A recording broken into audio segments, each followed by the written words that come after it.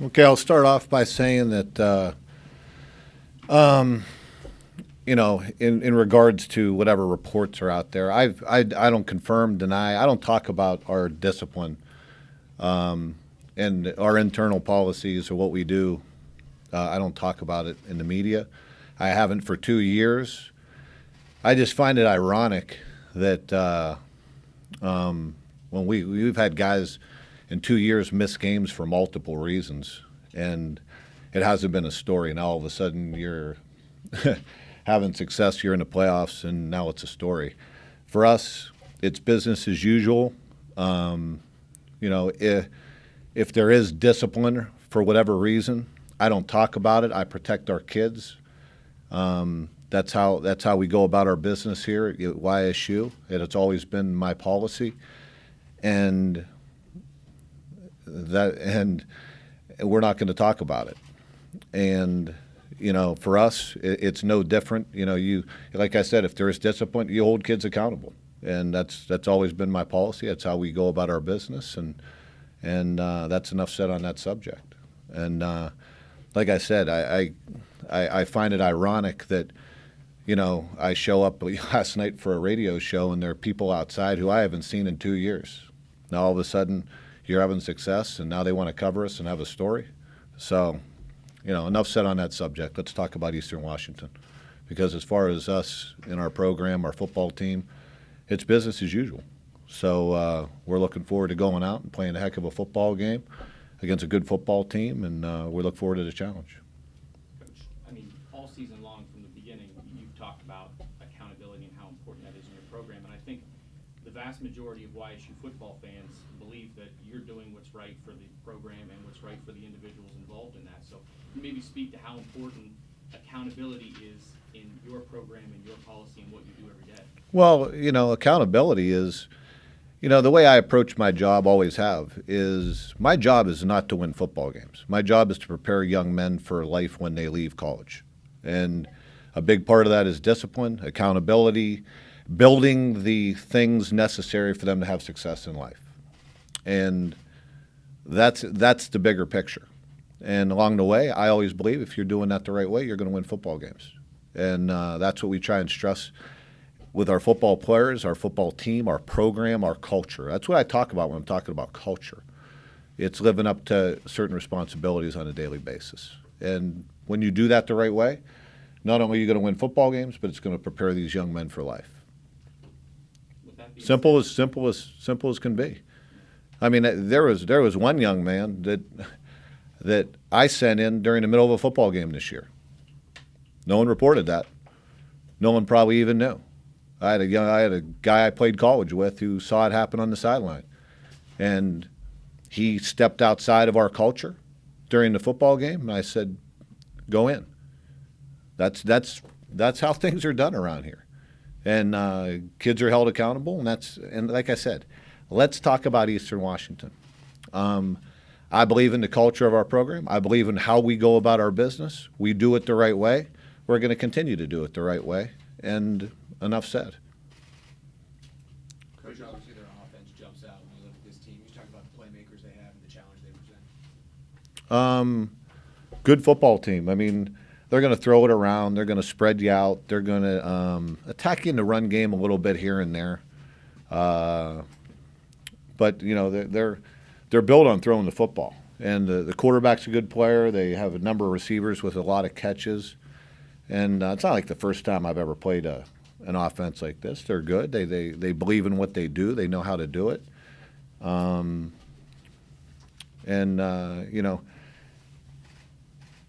defense, I think, has been, we've been challenged this way before. A number of teams that can throw the football well and spread you out and do those types of things. It's about as night and day from last week as you can get. You talk about going from one extreme to the other. That's what's happening this week. But, like I said, I think I have experience playing against offenses like this. And these guys pose some different challenges here and there, unique in certain ways. But it's about getting a good plan together. I always believe, like I know Dana hears it all the time, is we take care of our preparation. We take care of us. We build a blueprint, prepare the right way, and then let it all hang out. Well, I know it's all about you guys, but this core of receivers seems to be really, really good. I mean, are they kind of the best that you'll face collectively? Well, if you look at the numbers, yeah.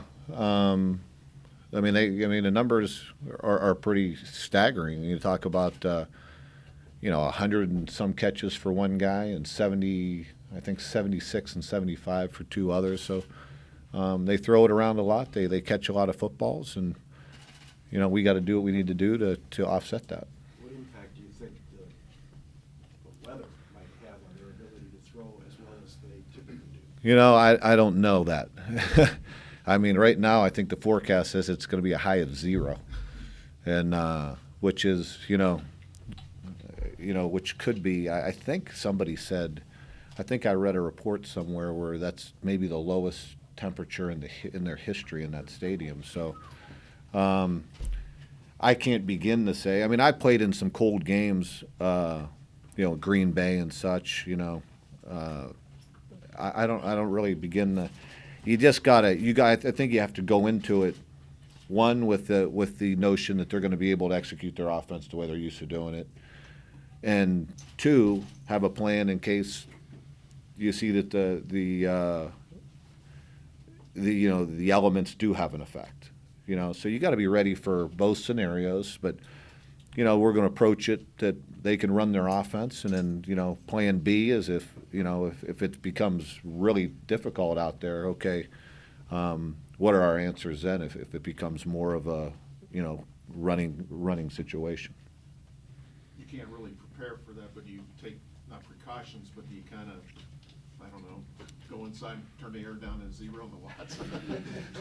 I don't think you can simulate what we're going to see on Saturday. Believe me, I've thought about it, and a lot of things you think about, but at the end of the day, you have to prepare the right way. You have to prepare, do what you have to do to get your kids to be able to prepare, and have a good week of preparation, and then you deal with the elements on Saturday. I always go back to when I was in Green Bay. We were pretty good in the cold, and obviously we had number 4 at quarterback, which helped a little bit. But at the same time, we didn't practice outside. So we had good weeks of preparation, and you dealt with the elements on Sunday in that case. But it's hard to simulate. And you don't want to sacrifice. Trying to get ready for the elements. All of a sudden, there are pluses and minuses to everything. So we'll be out in the cold a little bit. We'll be inside a little bit. And I know one thing: we're not going to be able to simulate 0-degree weather. So. Simulating the red turf. I said this. At some point we'll get our guys out on that field so they can catch some balls and see if there's anything with the background. But I've played.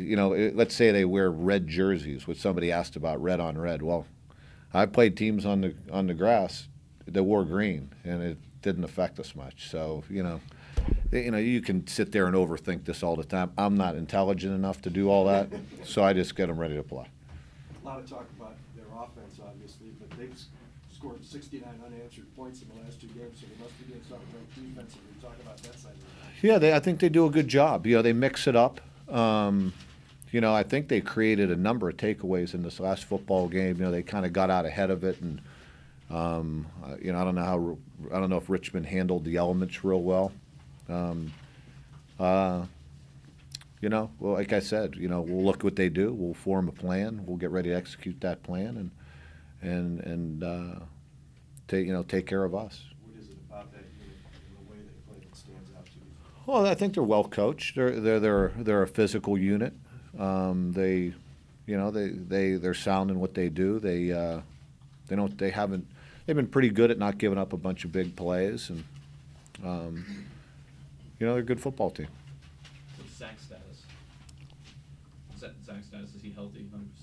Yeah, I don't know if he's 100%, but he's hopefully he has a good week of preparation. I think I was saying, I don't know where I was saying it, maybe on the radio show that, the thing that hurts a kicker, kicker is about getting into a rhythm. It's kind of like a golfer, or really anybody that plays sports. It's about preparation, and when he hasn't been 100%, he hasn't been able to. It's kind of hindered his preparation a little bit. Hopefully, he's able to.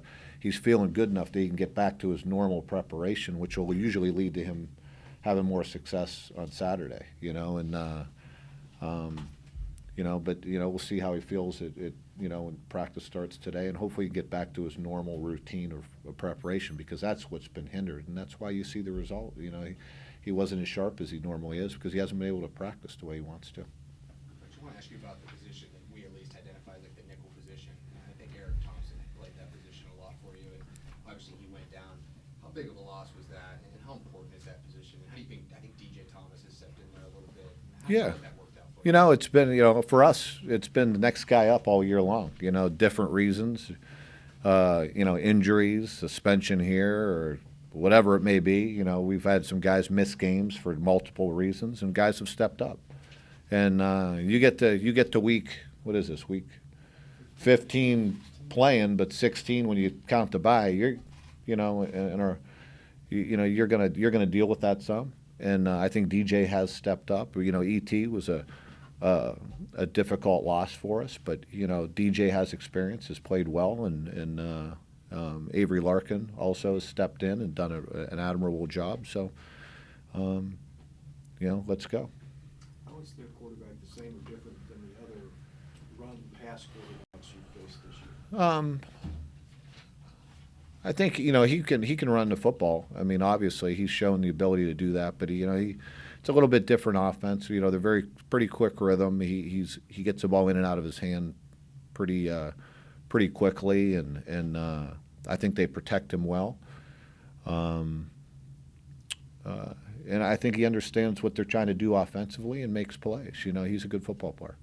Do they have a pace like Sanford or a team like that? Or? No, I don't think they go quite at that kind of pace, but they're a spread team, so they're gonna. I'm sure we'll be prepared for some up tempo stuff if they choose to go that way.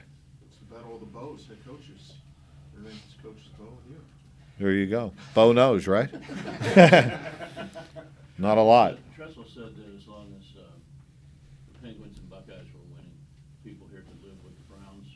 I don't know, I'm from Cleveland. They're not living very well with the Browns in Cleveland. But what has Youngstown State done for the city this year, do you think, your team? Well, hopefully, hopefully, people appreciate, you get a buzz around town, you get people excited about Youngstown State football again.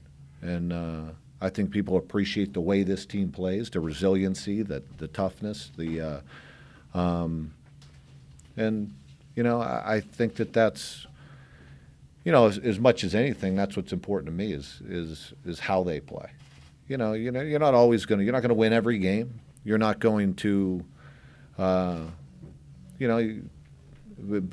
there's a certain way you want to play, and I think we play a certain way that people around here, at least the people who really follow our team, appreciate. So many great coaches have come out of here, and you've been with some of them. What is it about the culture here that led to that, you think?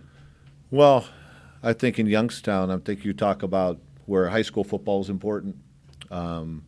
I think, especially in my generation, we played for where it was, it was important you learn the right way. The coaching was very good. I know you look at myself, the guys that I was coached with from a young age and in high school, Coach Butchie, Coach Stoops, Tony Congemi. You go right down the list of guys that you benefit from that. You learn certain principles that are the right way. And then obviously, to me, like anything else in our society, it starts at home. And there's a certain culture in Youngstown, a blue-collar work ethic, attention to detail, a certain way that we were brought up that equates in football to those certain principles that lead to success. And it's nothing magical. To me, it's about being able to, understand the importance of putting in a good day's work, sticking to your principles, and trying to extend that through a culture. And I think that's been the culture in Youngstown for a long, long time. Just your personal opinion from Green Bay, is wind worse than extreme cold as far as the passing game? Yeah, I think so. But it's in a combination of the two is pretty deadly. You just, like I said, I don't really know what we're going to be up You don't know what against. the wind's gonna be like. You have no idea. And but cold's cold. And I mean when you talk about possibly a high of 0, that's Did you ever play anything like that in Nebraska? the coldest one I remember at Nebraska. We played at Iowa a couple years ago, where if you would have watched it on TV, it looked like a bright sunny day. Yeah. And it wasn't. It was cold, and the wind was and the wind was really a factor that day. So, like I said, it's really hard to say. I know this: both teams are going to play in the same elements, and the team that makes the most plays is going to win the football game. What are your big plans for your birthday today? Work, practice, and work. That's about it. Is there any advantage to having a style of play that you guys do in the cold? You run the football, you play good defense, they throw the football, spread it around. Is there any advantage to that on your side? Like I said, if it just depends on what the elements are, and how are people going to be able to function with what they do in the elements, and is it going to be a factor? Is it not? Like I said, I go into it, planning on both sides, if it is or if it isn't, and you got to be ready for both, and you got to be ready to adjust accordingly, during the game if it does become an issue. Isaiah Scott played a big role. Well, 2 catches, but one of them was a touchdown. I think he had 4 all year. And what has he done to kind of put himself in this position? You know what? Isaiah has just gotten better all year long, and I think you just scratch the surface. I think Isaiah's confidence is growing. He's developing. He's maturing. He's a talented young man who I think has made a lot of progress, comes out and brings it to the practice field every day. And I just think that he just showed what I think you're going to see a lot more of Isaiah Scott over the next 2 years. I'm excited for his future. When you got here a year and a half ago, whenever it was, you said depth was something you wanted to build. And, do you feel like you guys are built for this kind of situation as far as being deep in the playoffs? Injuries, suspensions, whatever the case may be, you guys are built to be able to sustain those, or deal with those type of issues? Yeah, and I think we've dealt with that kind of all year long, really, other than, we've had different guys have to step up and go into games and make plays. And, it's an attitude. It's a group coming together, people picking each other up. And because, not only, it's more pronounced probably at this level, just because, your scholarship numbers aren't as high. And you got to be able to survive injuries and whatever it may be. It's a long season, and it's not like you can go on the IR and like in the NFL and go pick a couple of guys up. It is what it is, and you deal with it, and you don't make excuses one way or the other, and you go out with a certain attitude. And I think like I said, for us and for our kids and how it's business. Everything's business as usual, and it's the next challenge. We got to deal. We stay with our process and get ready to play on Saturday. Jalen Powell been one of those guys who steps in when he needs to? Absolutely, and he's done a nice job. And I think he does a lot of things for us, and I think you'll continue to see that. Is Nate Dortch healthy? I haven't seen him in a while. Nate is back on the practice. Nate was in concussion protocol, and he's back. So that's a big pickup for us. Will you have Johnson back to suffer the concussion? We were thinking he was going to be back, and I don't know exactly. I think he had to see the doctor this morning, and then we'll know. But we're kind of expecting him back today. Bo, just with finals this week, how much does that change anything for you? It doesn't change anything for me because I graduated. But believe it or not, you can even check with Ohio State. But Marilyn